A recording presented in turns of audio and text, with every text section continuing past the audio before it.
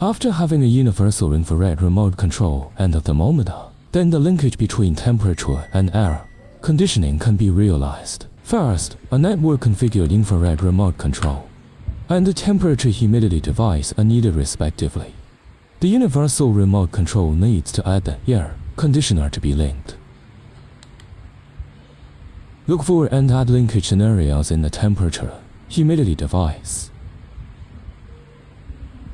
Set up a linkage command to turn on the air conditioner when the temperature exceeds 30 degrees.